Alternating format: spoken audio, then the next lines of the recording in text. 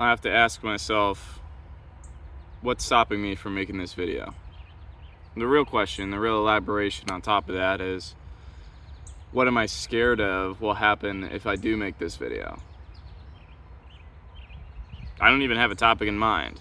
Okay, so maybe I'm worried that I'm not going to have something that would be impactful. I mean, everybody wants to be impactful. That makes sense, right? We all want to be seen, heard, loved, appreciated, helpful, useful. So that's what I'm scared of.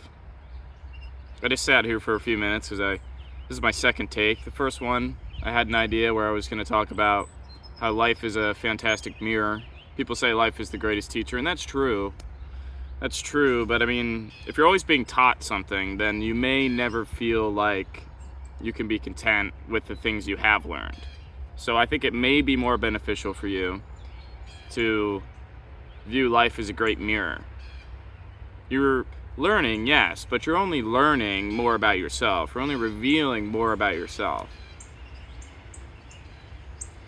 So this is my second take, like I said, and I was in the middle of making this other cut, and I was just really like, I just lost my train of thought.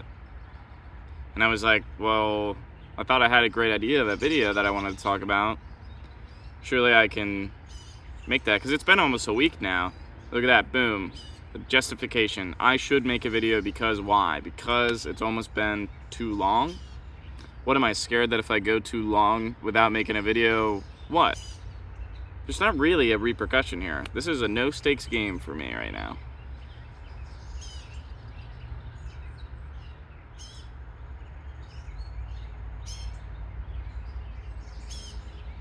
I don't know. What am I scared of? Am I scared of anything?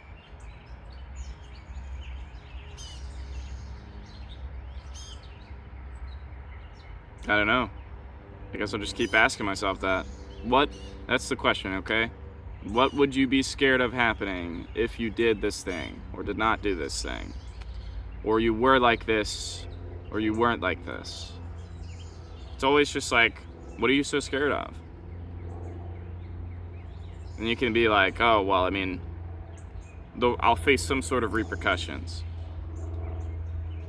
Those repercussions often, well, one, they're usually a question mark. They're not guaranteed.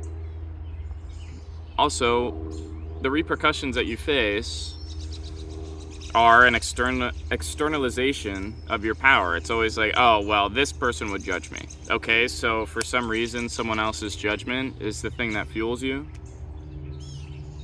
What about your own judgment? This is your life, right? So what does that reveal to you? Boom. I like to externalize my power when I can't figure out a reason to do it for myself. Okay, so that's one. I also think that, like, the more honest with yourself you are, like, the more you will be content, just in general, in your life, because you're living congruently with how you feel and how you act. But also that every person that we really enjoy spectating, watching, whether they're pursuing their passion or whatever it is, they're all doing what they want to do. And they're not doing it in some fake way. And if they are doing it in some fake way, then the audience is also lying to themselves in the same way. Or doesn't see the full picture. Or that person who's doing it in this less than authentic way, they feel a lot of burnout behind closed doors. The only way to avoid this burnout in our lives, both professionally and just on a personal level, I think the personal level is more important than the professional level. The only way to avoid all that burnout and all that suffering, is to be congruent within yourself. I believe this, and I know this to be true, so I act this way. Just be honest with yourself. Ask yourself what you're scared of. Ask yourself, what do I really want? If I could have anything, what do I really want?